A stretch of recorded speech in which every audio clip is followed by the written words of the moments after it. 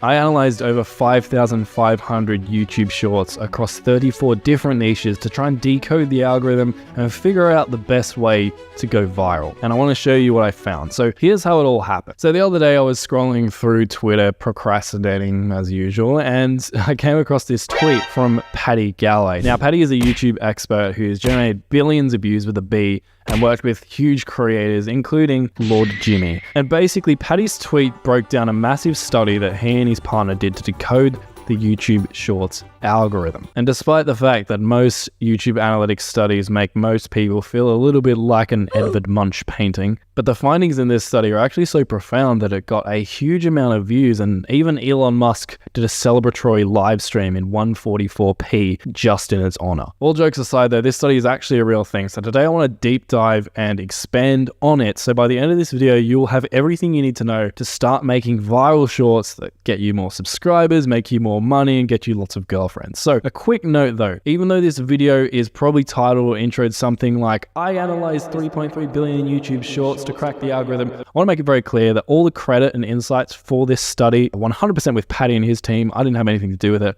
I just needed a clickable YouTube title, so please don't sue me, Paddy. Anyway, with that out of the way, let's get into this because this is fascinating stuff. Now, this study had 5 massive findings that will help you get more views with your shorts. Before we can get into those, you need to actually understand a little bit about how the YouTube Shorts algorithm actually works. And the best way to understand this is from the perspective of a viewer. So if you're a viewer opening up YouTube Shorts for the first time ever, what YouTube's going to do, because it has no data on you, is it's going to send you random, general, popular shorts. And it's going to measure which ones you engage with. So which ones you watch, which ones you maybe like and comment on. And it's going to gradually start to build up a profile on what type of content you'd like. Then once it has an idea of what kind of content you like, it's going to explore that niche for the best shorts in it, and we'll talk more about what best means in a second, and it's going to try and feed you those shorts because those shorts are going to be more likely to keep you on the YouTube platform for as long as possible, binging your life away, which makes YouTube money. So let's say, for example, whenever YouTube happens to show you a cricket short, you really engage with that short. You watch it all the way to the end, you like it, you comment on it. The algorithm's going to take notice of that, and eventually it's going to be like, hey, let's search our YouTube library for other videos of shit sports and send them to this person and see if they also engage with them. So you'll find yourself getting more cricket shorts, you might get some badminton in there, maybe some baseball, you know, the real like lowest of the low. But as we mentioned previously, there are probably a lot of cricket shorts and baseball shorts and badminton shorts, so how does YouTube know which ones to serve to you? So it's going to find the best shorts in those categories and give those ones to you first because those ones are going to be the most likely to keep you on the platform. And this is where we can start to get into what best actually means. Because if we take a step back from this example and put ourselves back in the shoes of the creator, your job is to have your shorts be perceived by the algorithm as the best, because that means that your shorts are going to be the ones that are most likely to be pushed to viewers first, which means you'll get the lion's share of the views, subscribers, and all that good stuff. But instead of me just telling you what the best is, I actually want to show you some data on this. So here is a spreadsheet full of YouTube Shorts data from real YouTube Shorts. And if some of you are watching this right now wondering how you can get a spreadsheet of data like this, is you come to your channel and you go to analytics, and in analytics you find the analytics that you actually want the data of. Let's say I just wanted the overview. I'd come to overview, I'd click see more. It's going to open up a more advanced analytics panel, and then you come up here to this download button and you can pick which stats you want to download into a spreadsheet and which ones you don't by clicking on this plus button here and then adding, say, different columns to your report. And then once you're happy with your report, you come up here and you click on this download button, it'll export your data. So back to our data. As you're about to see, this data can give us some really interesting insights. So in this sheet, each one of these rows is an individual short. So what I'm going to do is come across to average view duration here, which is on average, how long did a viewer watch a particular short for? And what I'm going to do is I'm going to sort from Z to A, which is going to order this sheet in a way that the shorts with the highest average view duration are going to come at the top, and then the shorts with the lowest average view duration will be sorted to the bottom. And once we've done that, grab the views here. So from here, I'm going to highlight just down. This is a really basic analysis, and click down here and grab the average. What you can see is that on average, the top 26 shorts from this channel with the highest average view duration have about 3.2 million views on average. Now, if I change this and sort this to A to Z, this is going to give us the lowest average view duration shorts, with the lowest one having just 9 seconds. And then I do the exact same thing. I grab our top 26 videos and look at the average has plummeted. The average number of views here is now about 700,000. This channel has some pretty good shorts on it, so even its worst shorts do pretty well. But 700,000 is nowhere near 3.2 million. So what this is telling us is that if you have a higher average view duration, not just see your short, but actually watch it for a long amount of time, the YouTube algorithm sees that as a positive signal that that short is a good short and makes it more likely that that short's going to be pushed out to more viewers. Now, I know this is really basic and obvious stuff, but often we're always looking for the hacks, and I think we need to start on a foundation of what are the fundamentals that really matter, and clearly seeing the data here, the average view duration is one of those, and Paddy's study also backs this up. For example, this is a graph that encompasses 33 different YouTube channels across different niches, and you can see the averages, it looks pretty similar, right? With shorts between an average view duration of 50 and 60 seconds, on average got 4.1 million views. Think about that. So in essence, if your short can maintain an average view duration of between 50 and 60 seconds, especially as it scales, chances are on average, you're going to get about 4 million views. But that's a lot easier said than done. So how can you actually do that? Well, our study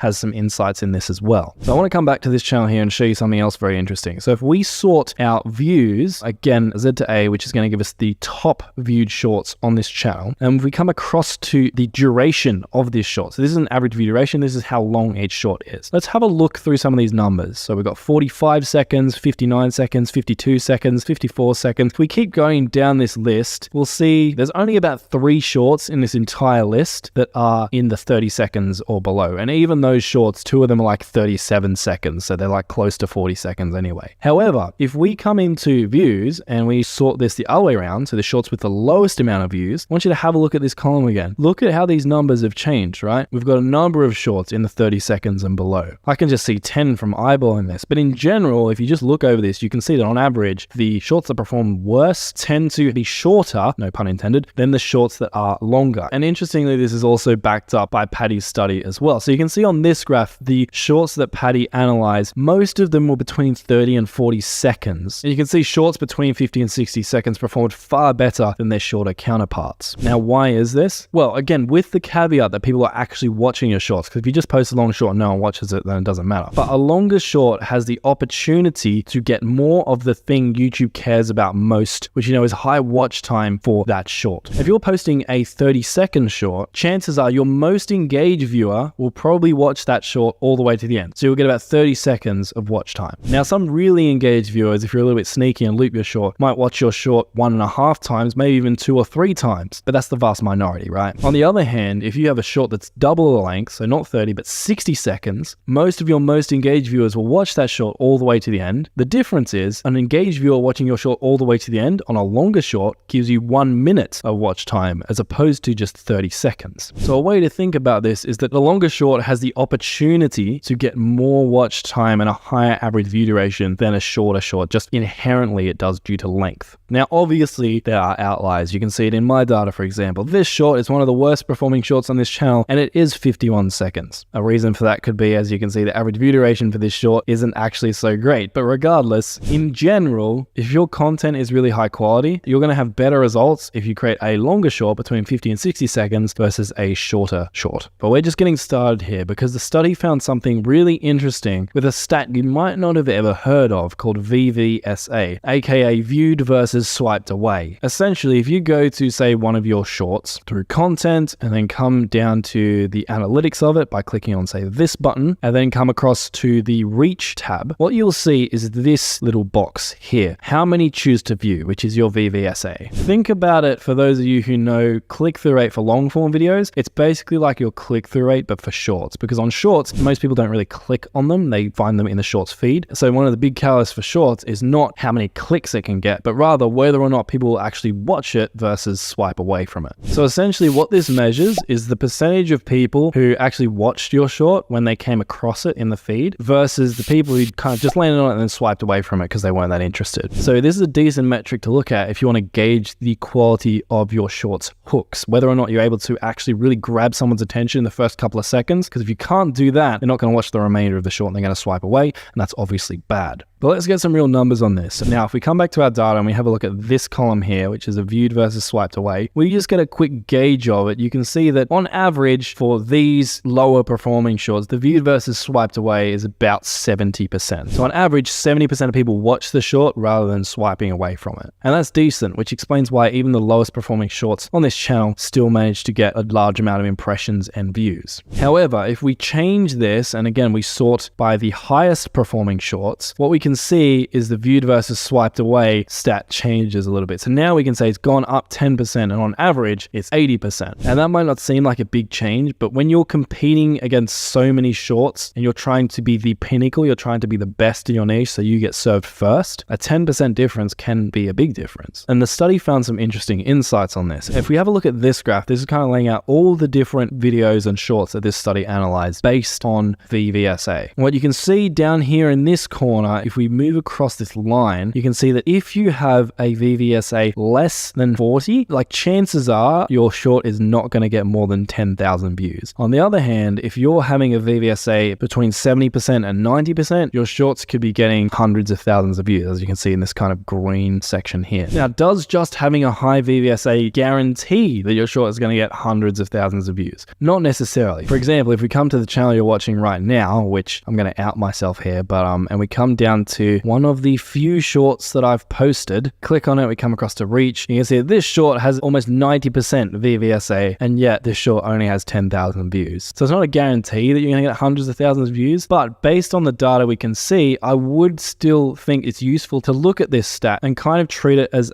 you must check this box in order to have the chance to go viral. In other words, you can see if you're getting less than 40% VVSA, like the chances of you really blowing up are pretty much nil. However, if you're getting more than that, it doesn't guarantee you're going to blow up, but at least the door is open and there's a potential, assuming you do some of the things we talked about later in this video and also the things we talked about earlier. But with all this being said, obviously we can see that the competition for shorts is getting tougher and tougher. It's no longer the Wild West. So are shorts even worth doing? Well, if we have a look at more data from Patty's study, what we can see here is the number of subs gained per 10,000 views for YouTube Shorts versus long form videos. And what you can see is really interesting is that overall, across all of the channels that Patty studied, on average, long form videos actually got more subscribers per view than short. So per 10,000 views, long form videos got 22 subscribers. If a short got 10,000 views, it was only going to get about 17 subscribers. However, something that might be important to note here is that on average, it's probably going to take you a lot more time to create a long form video than a short. So that's kind of something that you'll want to take into account. Looking at these numbers, figure out how long it takes you to create a YouTube short on average, how long it takes you to create a long form video on average, and use your own common sense, assuming you want to do shorts, that is, as to like whether or not it's actually worthwhile you doing that, assuming your goal is to get subscribers. And what about making money? We've all seen those videos about how to make $10,000 a day with YouTube Shorts, and you actually go and post a YouTube short. For those of you who are monetized, you'll probably have found that your YouTube Shorts generate more like 10 cents per day. But recently, shorts were properly monetized by YouTube, and what we can see here in Patty's graphs are the before and after. So before shorts were properly monetized, they were earning on average per 1,000 views about 0.27 cents. Now, however, after monetization, they're earning out 0.061 cents, which is more than double the amount they were earning previously. Now, it's still nowhere near that of a long form video, which is pretty easy for a long form video to be, between $1 to $2 per 1,000 views. In some niches, it can be way higher than that. But what we can see is that shorts are making more money than they once were. Chances are, hopefully, this number is going to continue to go up. Again, look at these numbers, how much YouTube Shorts make on average per 1,000 views. Then look at on average how much long form videos make per 1,000 views, which again is different in every niche, but could, like, as a baseline, you could look at, between $1 to $2 per 1,000 views. And again, figure out how much time it takes you to create shorts and how many views your shorts get versus how much time it takes you to create long form videos and how many views they get. And then work out for yourself which ones are giving you the best ROI, the return on your time invested. And you can see here, Patty also expects that shorts will start making more money in the next few months, but I highly doubt they will ever challenge long form videos. But still, again, just work out your numbers. So I hope this information was helpful for you. Again, Patty and his team are legends here for putting together this study, so big thanks to him. But if you want to learn more nitty-gritty specific techniques and hacks that you can use to create better shorts that will increase your attention, increase your VVSA, and a whole lot more, check out the video on screen where I share 28 YouTube Shorts hacks that can feel a bit illegal to know.